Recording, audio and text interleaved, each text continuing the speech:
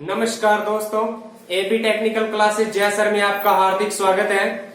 जैसा कि आप जानते हैं, हम आपके लिए प्रिंसिपल ऑफ टीचिंग शिक्षण के सिद्धांत की क्लास लेके आए हैं, जो कि थ्योरेटिकल क्लास है। इसके अलावा दोस्तों हम क्वेश्चन सीरीज भी कर रहे हैं। तो आज हमारी जो क्लास रहेगी वो थ्योरेटिकल रहेगी दोस्तों। तो आज हम करने जा रहे हैं, आज का हमारा टॉपिक है दोस्तों क्वेश्चन और इसके मूल तत्व।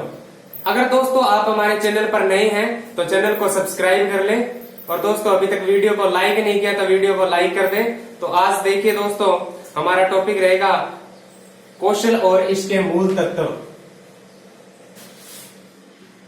क्वेश्चन और इसके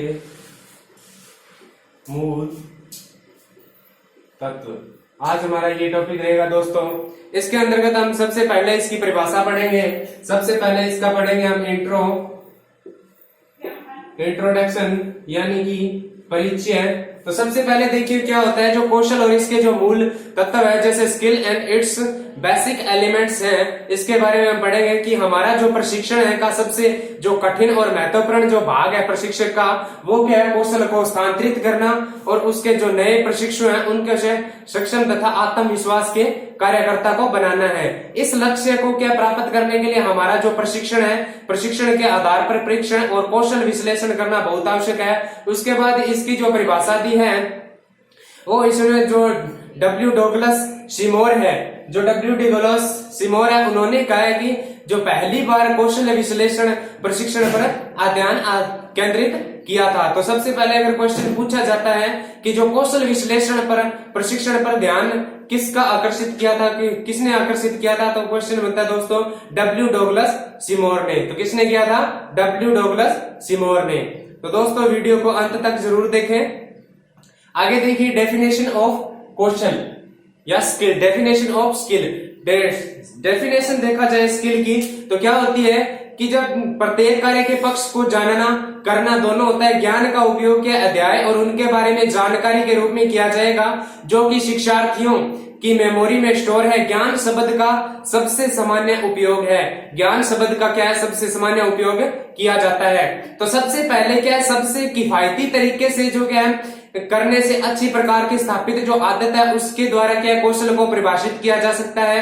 कौशल आमतौर पर क्या कार्यवाही को संदर्भित करता है, जिसके आधार पर क्या देखा जा सकता है दोस्तों, बौद्धिक या बौद्धिक जो विचार होते हैं उनको सोच की प्रतिक्रिया होती है, जो क्या है एक व्यक्ति सक्षम तरीके से लक्ष्य को प्राप्त करने के लिए करता है। तो कौशल को हम इसके आदत के रूप में देख सकते हैं दोस्तों। जिस प्रकार हम अपना कार्य करते हैं, किसी भी कार्य के अंदर रुचि है उसको करते करते क्या आदि आदत बन जाती है, उसी प्रकार क्या है कौशल को एक आदत के रूप में देखा जा सकता है। उसके बाद देखा जाए कि किसी भी कौशल और क्रियाओं की प्रतिक्रियाओं के सामान्य 4 रूप होते हैं। तो सबसे पहले देखिए दोस्तों कौन से होते हैं 4 रूप, देख लेते हैं दोस्तों।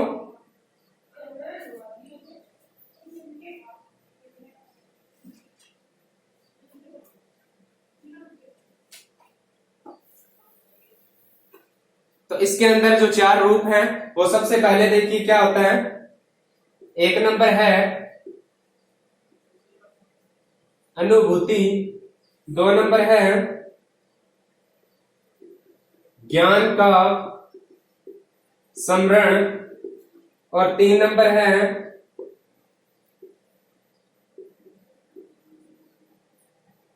योजना, और अंतिम और 4 नंबर है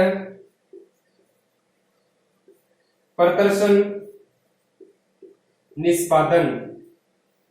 तो देखिए दोस्तों इसके अंदर जो कौशल के अंदर क्या है, क्रिया और प्रतिक्रियाओं के बारे में क्या है 4 इसके प्रकार हैं। इसके अलावा देखिए कौशल की जो परिभाषा है, परिभाषा के आधार पर जो प्रशिक्षकों और शिक्षाविदों के अनुसार इसको क्या है 4 भागों में वर्गीकृत किया जा सकता है। तो सबसे पहले किस प्रकार इसको वर्गीकृत किया जाता है, तो सबसे पहले इसके अलावा जो अनुभूति, ज्ञान का स्मरण है, योजना और जिस इसके अंतिम है प्रदर्शन और निष्पादन है, ये 4 होते हैं। उसके अलावा देखिए दोस्तों आगे आता है जो इसकी परिभाषा है, इसके आधार पर इसको क्या है 4 भागों में बांटा है। तो सबसे पहले देखिए किस प्रकार बांटा गया इसको, तो सबसे पहला है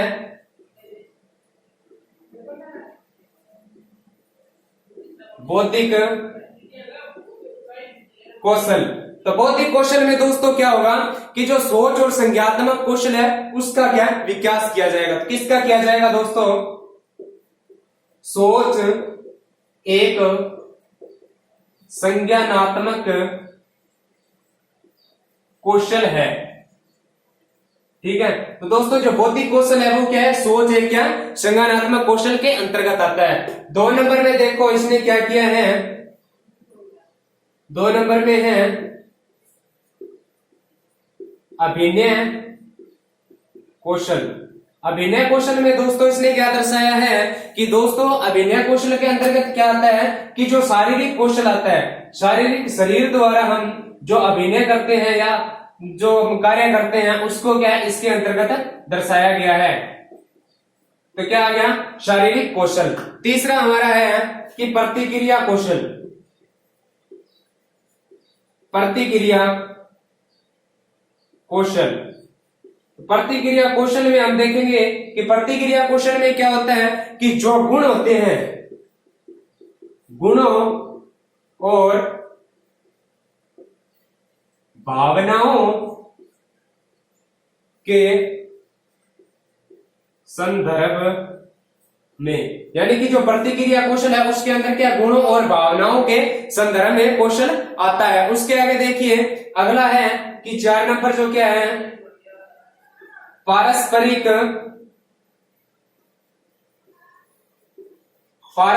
कौशल। तो पारस्परिक कौशल में दोस्तों क्या होगा? पारस्परिक कौशल में क्या होता है, जो आस पड़ोस के लोग हैं,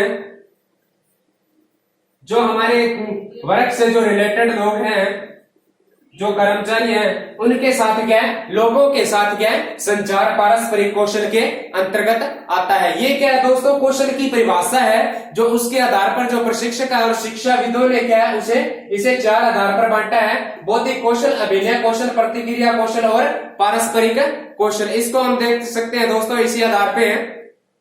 उसके अलावा देखिए इसके अंतर्गत क्या आता है कि जो ज्ञान का स्मरण है, अवधारणा कौशल, भेदभाव पूर्ण जो कौशल है, हस्त कौशल है, प्रतिक्रियात्मक कौशल है, समस्या निवारण कौशल है, जो बोलने का कौशल है, वक्ता का कौशल है, सभी प्रकार के अन्य जो कौशल है वो क्या है, पारस्परिक कौशल के अंतर्गत आ जाते हैं। इसके अलावा देखिए दोस्तों जो कौशल के मूलभूत तत्व और उसकी विशेषताओं के बारे में जानेंगे हम, क्या होती है।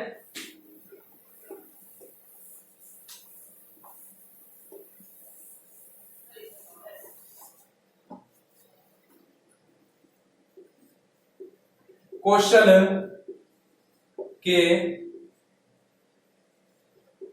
मूलभूत तत्व और विशेषताएं।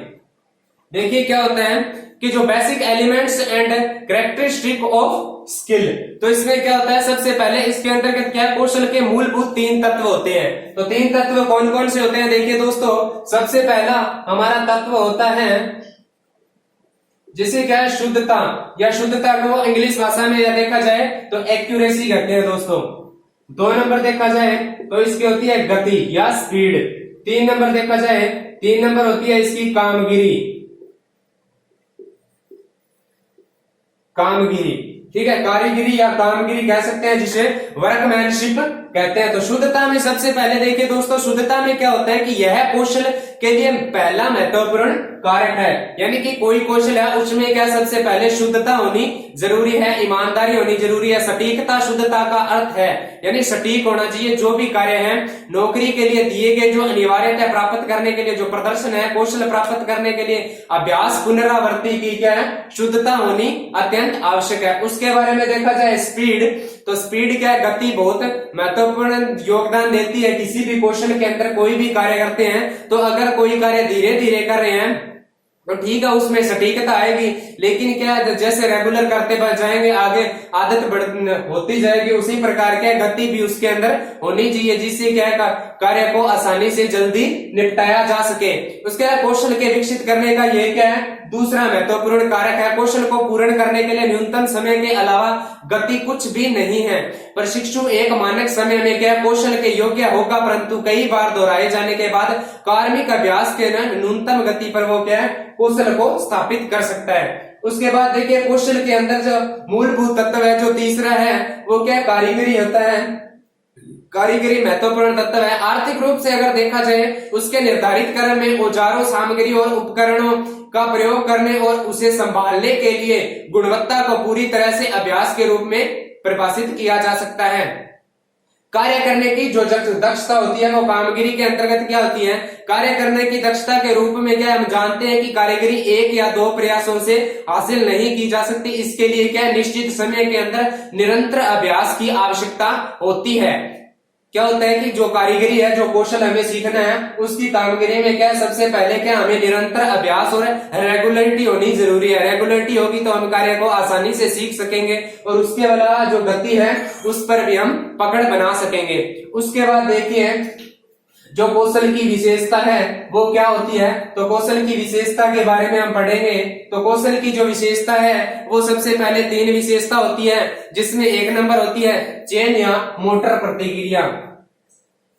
देखिए दोस्तों, चेन या मोटर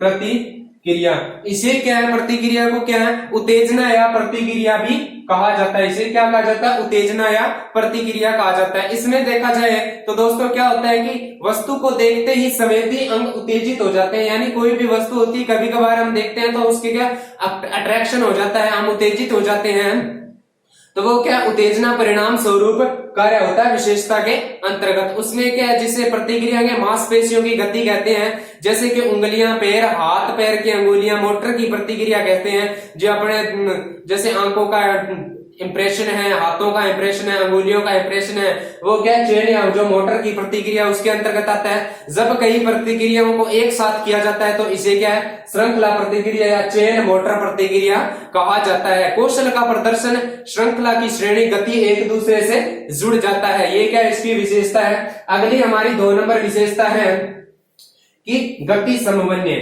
गति समन्वय जरूरी है दोस्तों। गति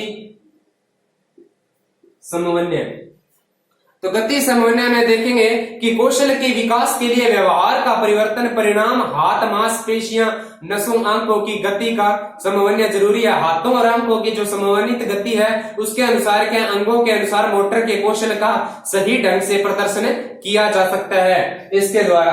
अगला हमारी विशेषता है 3 नंबर, इसकी 3 विशेषता की प्रतिक्रिया विधि। प्रतिक्रिया विधि में देखिए दोस्तों क्या होता है, प्रतिक्रिया विधि। प्रतिक्रिया विधि हम देखते हैं कि कौशल व्यवहार के जैसे प्रेरणा प्रतिक्रिया श्रृंखला से बड़ी प्रतिक्रिया विधि के समान है।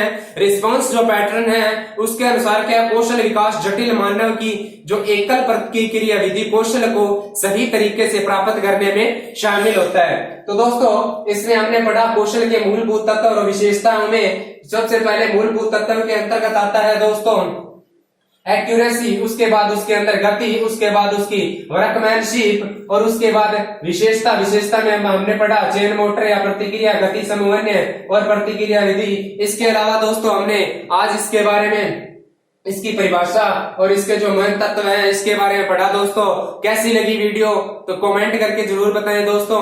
अगर अलावा इसके कोई भी डाउट हो तो आप हमें जरूर बताएं, जिससे कि हम उसके अंदर आपको पूरा बता सके किस प्रकार क्या होता है। तो आज के लिए धन्यवाद दोस्तों। जय हिंद, जय भारत।